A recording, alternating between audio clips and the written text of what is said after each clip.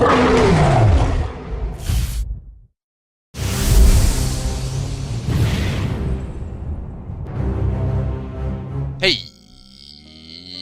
everyone, and welcome to a new series that I'm starting up. This is going to be Magic the Gathering, and what this is going to be the digital form of it. Now, Magic the Gathering is a card game if you have not heard of it. I played it a lot when I was a lot younger. I have since given it up, but I'm going to be picking it up here in digital form just because it's a lot simpler and easier to do a trading card game, a digital card game in this format, and play it with my friends, you know, Squidish, Moose, a couple other people, and just by myself. Now, what I want to do with this, I've been playing a lot of Hearthstone. I've been playing a lot of Magic, so if you guys really enjoy card games, then hopefully this series is for you and you can learn a lot about it. But what I want to do at the start of this is really just run through what Magic is, the mechanics of the game, the things you have to know, the things you have to look at, so that when you're watching these videos, and you know, if it does pick up steam, you guys are enjoying it, we'll make a bunch of these videos and we'll make Hearthstone and all that.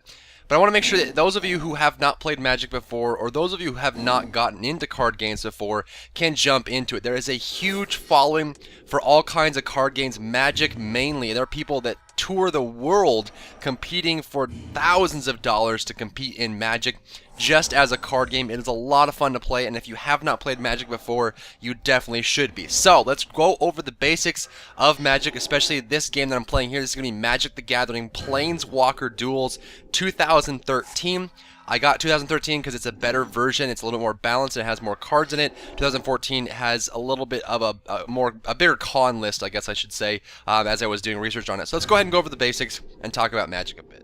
So what is Magic? Let's do a brief breakdown of what Magic is and the basics, so that if you're new to Magic, you can understand the gameplay, but we'll all get it as I start to play through these games. It's a very simple game to understand and a very difficult game to master. So looking on screen right now, you can see that both me and my opponent have a big health bar that has 20 on it. That is going to be your HP. If that reaches 0, you will lose the game, and that is how you defeat your opponent primarily, but there are other ways to do it. Of course, if your library, that big stack of cards, that deck right there, if you cannot draw from that because there are no cards left in it, you will also lose the game, and there are strategies that revolve around that, and of course there's special cases that cause you to lose as well.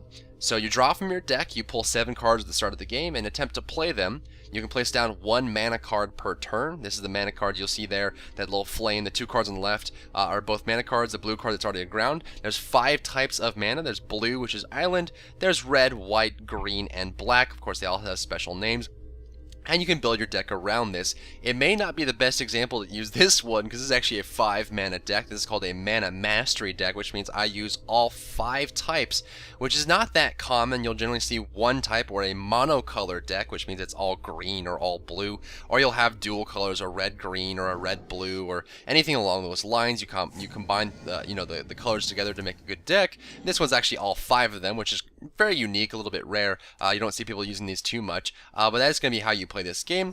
You need the mana to cast spells, to summon creatures. The mana cost will be at the top right hand corner of the card. You have to pay the specific color that is in the top right corner, whether it be 2 whites, a green, and a red. Those have to be paid in full in the exact color that is required, and then that white number next to it means you can play any number on any kind of mana as long as that many are used. So if it says 3 and then you see two icons of white, that means you can play any 3 colored manas that you want, but you also need 2 whites on top of that for a total of 5 mana with that kind of assortment. Basically, there's a lot of spells in this game. There's sorceries, which are just basically spells. They're cast during a turn. There's instants, which can be cast any time. They're much like sorceries, but they don't really have the contingency on it being your turn. There's creatures that come out of the battlefield and can attack when it is your combat phase.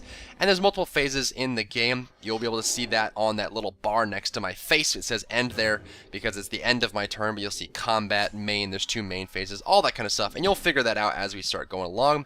But basically, you get to summon creatures, pay the mana cost, get the spell onto the ground, or you nuke somebody or try to destroy creatures. How it works: when you attack, when you attack with a creature, it'll tap your card, and you'll see that on screen.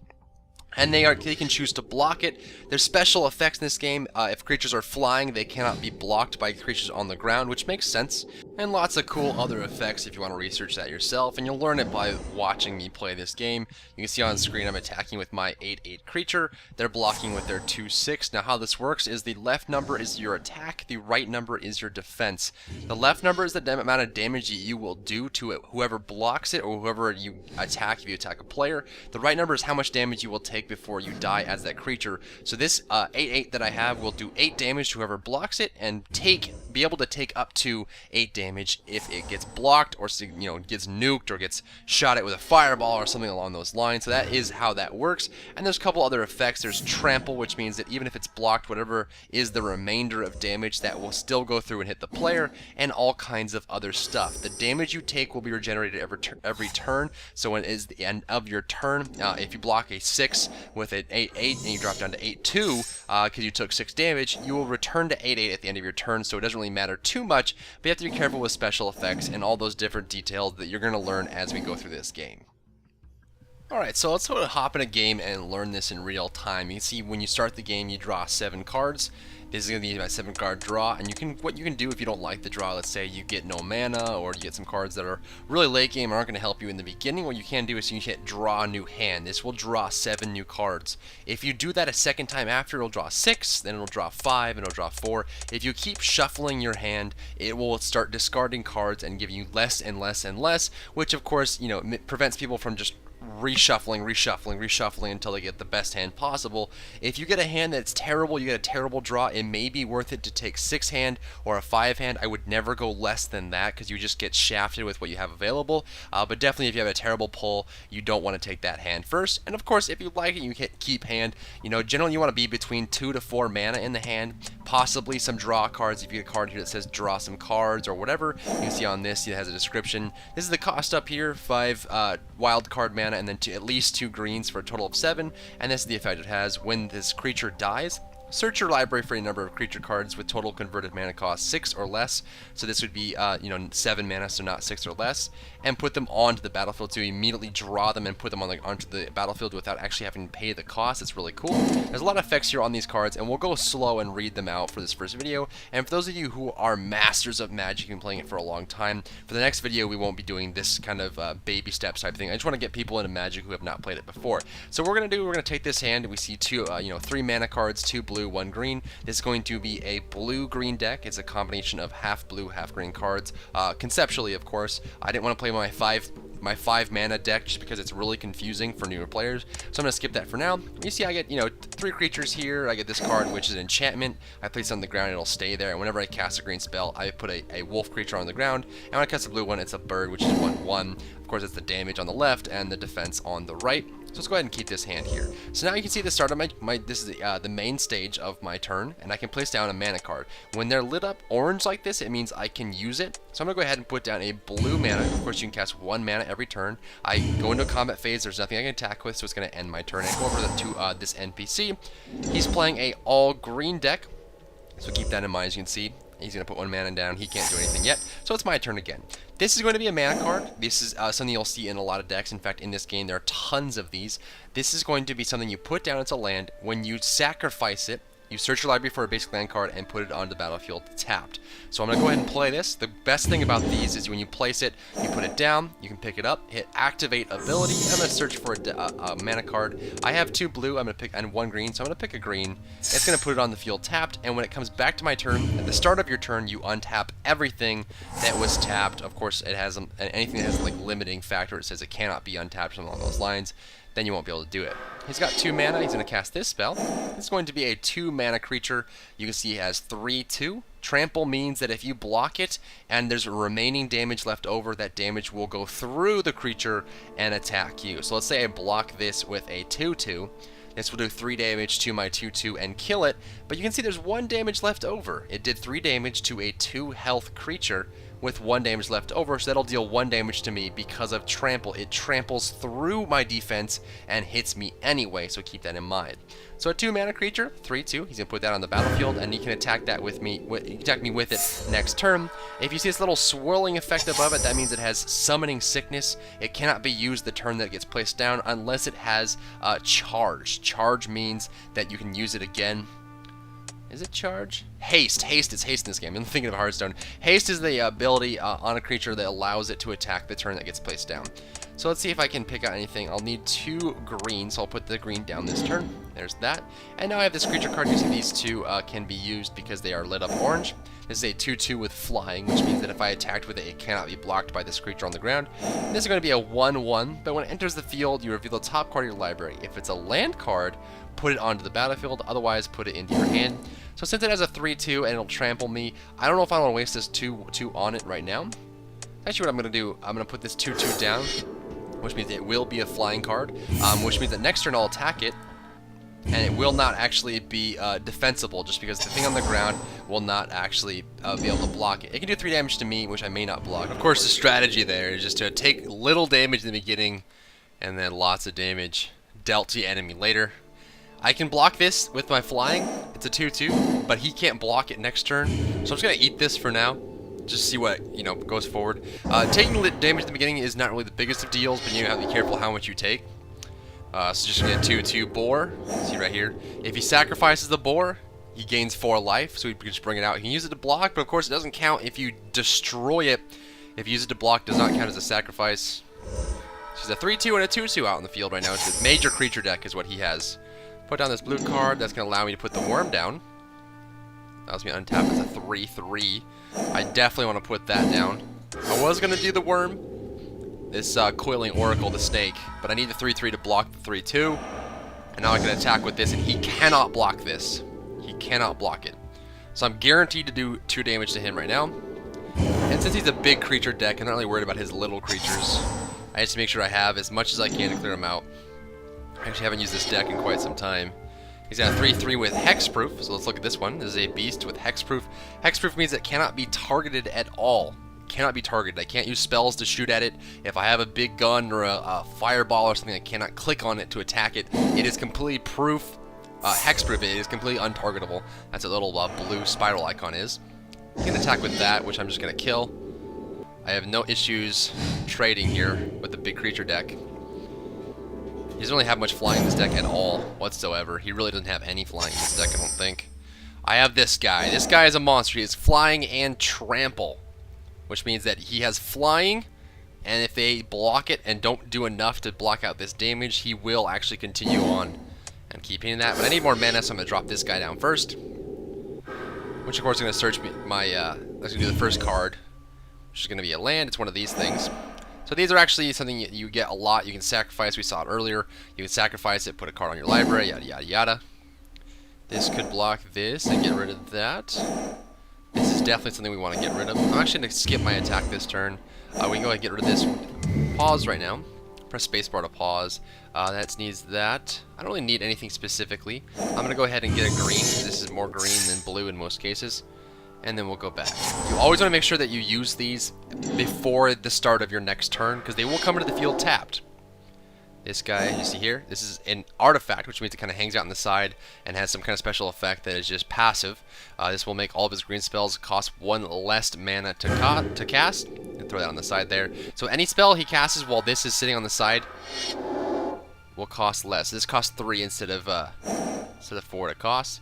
This is a Wild Heart Invoker. It's a 4/3, but if you tap 8 mana, target creature gets +5/+5 and trample until the end of the turn. It's a very scary card, but I don't think he has. He's got 1, 2. Looks like he's got 5 mana, so he needs 3 more in order to get that out there. What I can do here is I can go ahead and get rid of this guy since he has that. You can block 1 creature with 2. This will kill this and trade these, and he'll do 2 damage to me, which is fine. As I mentioned, I haven't really played this deck too much, if at all. I kind of randomly picked it just so we'd have it here. So what did I get? I got a Kodal. This is awesome. It's a 2/2, but every time you draw a card, you put a +1/+1 counter on the creature. the counters are something that just increases the value of it, and they stay on it until, you know, it can get wiped or whatever. But in general, they just stay on it and keep making it stronger and stronger. So every time you draw a card, you put a +1/+1 counter on this guy, and this guy can get up to 12/12, 15/15. He gets to be pretty scary. Now, I have enough mana to cast this. Power and toughness is equal to the number of cards in your hand. At the beginning of your draw step, draw an additional card. So what I can do is I can put this guy down, and then I can put this guy down. Well, that will do, let's see. Put this guy down this turn. I'll have a 4/4 is equal to the number of cards in your hand. It's a 4/4. And then next turn we put this guy down, and I'll be drawing 2 cards every turn, which will help me out a lot. Actually, let's do that. Again, I'm going to take a little bit of damage. I'm not going to want to block with this guy. It's actually a really high-profile character that I do not want to lose. And cannot attack or do anything this turn. I don't have any mana. You see, all my mana is tapped until the start of my next turn, where it gets all untapped. He can do some pretty hard damage right here. I think he's going to do both. He's going to do one. He's actually wanting me to trade here. This is a smart play by him. If he attacked with both, I would just kill this for free. Of course, it would do 2 to me. I would do 4 to it. And my health would be regenerated next turn, so I would lose nothing for doing that. I'm going to put this down here. It's going to be a 5/5 now. Go ahead and put this down as well. It turns into a 4/4, but now I get to draw a card. Or I'll grab a card and put it in my hand, or put it on the field if it's a mana. Looks like it's going to be mana. That's great. Getting more mana is always good. I could attack with this, and all he can do is block with the boar, which actually is not that bad of a deal. So I'm going to attack here. Unless he has some kind of kill card or something that'll nuke it. He's probably not going to block. He's just going to eat the damage. He's at an HP right now. He's 14 to 11. So we'll do 4 damage. So 14 to 11, you can see my HP bar down here. His HP bar up here. So we're just waiting to get this snake actually really strong. And I have a really big guy to summon next turn. Again, he's going to do the 2/2. He wants me to trade with this. I could actually trade here, which I'm going to do. I'm pretty low on HP, and I'm building up to see if I get this snake pretty strong. This should be a 4/4 this turn, because I'll draw 2 cards. Let's see, boom. There's a 3/3. Draw another one. 4/4. So this guy, every single time I draw a card, he gets stronger by 1/1, which is incredibly powerful. Whenever I cast a green scale, you put a wolf on the field, a 2/2, and when you cast a blue spell, you put a 1/1 bird onto the field. I can't summon this guy yet. He has flying, which means he can attack over ground creatures. No ground creatures can block him. He has trample, which means that he, if you don't block the full damage, it goes through and tramples through your creature and attacks you specifically. And Shroud, I believe he cannot be hit by any AoE. I actually don't remember exactly what the Shroud is. You guys can tell me in the comment section below. It escapes me right now. So I put this creature down. I put the mana down, of course. This allows me to summon this guy, really big monster, or I can summon him. When I die, I search land for an enemy creature. So I'm going to go ahead and put this on the field, and I can use it to block. There's going to be that. He's going to get weaker by 1, which is fine. And we're kind of just waiting. I'm not going to attack with these. I could attack, but he's going to kill it, and I want to keep it. Because this will continually cause me to draw an additional card, which is a big benefit to me, which means that every time I start a turn, this snake will increase by 1, or by 2/2, which makes it stronger and stronger and stronger. He's not going to attack, because I can kill it with this 6/6. So there's a 5/5, another card, it's a 6/6. You can see how the deck has synergy in it. What did I get? Enchant creature, when cluster 4 enters the battlefield, tap enchanted creature. It doesn't untap during its controller's untapped step, so it stays tapped until you get rid of this thing. Very powerful. Very powerful card. Let's see. I need 4 for this. I have 7, so I can cast one of these. I can actually cast this and then this. This I want to get down. This will get me more creatures more quickly. I'm going to place that down on the field. What I can do is I can attack with these 2. I'm just going to attack with this one. Just right now, because I don't really know what he has. And I'll have these 2 for blockers next turn. Looks like he's not going to block it. That's going to be, oh, he is going to block it, so he's just going to sacrifice his boar, make it a 5/5, and kill it. But that's really what I wanted, and that's why you don't attack with everything. He's going to get a big heal there. There's that 4/3. He's going to sacrifice and get that down. So basically, he tapped this to get +5/+5 and trample until the end of the turn, and then ended up blocking that one, which worked out. So he wants me to block this, and I don't know why. I really don't know why he wants me to. He's attacking with this. This is a very strange decision on his part, and generally, when this happens, this kind of situation, whether you're up against an NPC or a player, in this situation where I could easily kill it, I think he's looking to do something. He has no. Oh, yes, he has 9 mana, so that's why. He's basically going to attack me and do 4 damage, but if I block it, he'll tap this, get all 8 mana, turn this into a 9/8, and then kill one of these, and I want to keep these two. So I'm actually going to skip blocking and take the 4. He might actually tap it, and he's going to do 9 damage to me. So either I take 9 damage or I lose one of these creatures. So this is kind of crunch time right now. This is crunch time. There's that. Now this is an 8/8. So what I'm going to do is I'm going to cast this guy, put it on there, he stays tapped forever, and I get a bird, which is good. I'm basically stopping his offensive power for this. I'm going to go ahead and do... I can put the frog down. Death Touch is awesome. So what I'm going to do is I'm actually going to put the Death Touch down because I really want to have this Death Touch. Death Touch means that if it does damage to anything, they automatically die. So if I block with a 1/1, it will die. What I'm going to do is I'm just going to go ahead and attack with all these because he doesn't really have a whole lot right now. If he does, I'd be surprised. Green decks don't really have any kind of nukes or explosions. What is this? It's going to prevent all damage. But I have plenty of blockers now. So the fog spell he just cast meant it prevented all damage dealt that turn, which is fine. I still have the 1/1 flying Death Touch, which will kill anything that it blocks.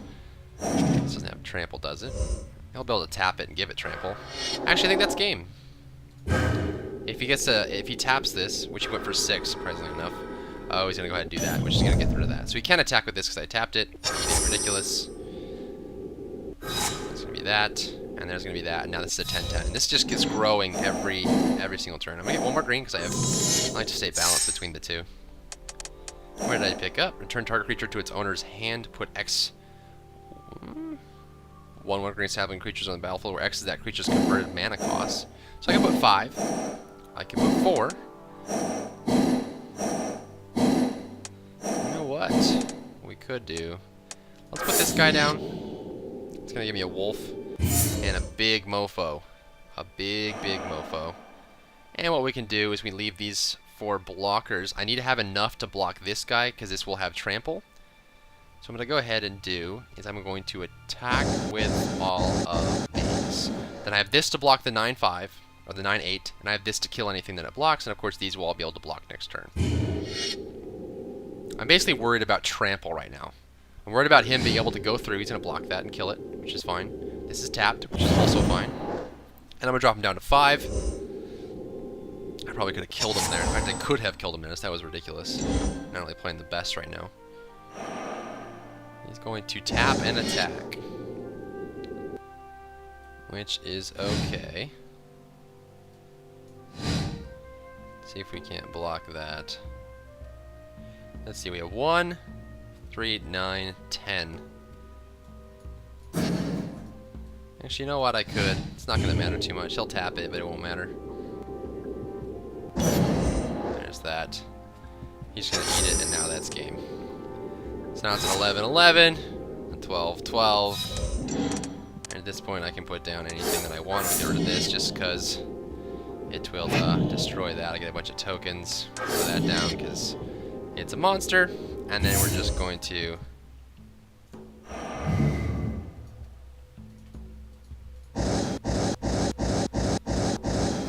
not necessary, but we're just going to attack with everything, and that's going to be a kill. So I made a bunch of mistakes there. Like I said, I really haven't played a whole lot of Magic. You're just going to die here, and that's going to be game. So hopefully you understand a little bit about the game. This really wasn't that serious of a match. I was kind of teaching you all about it.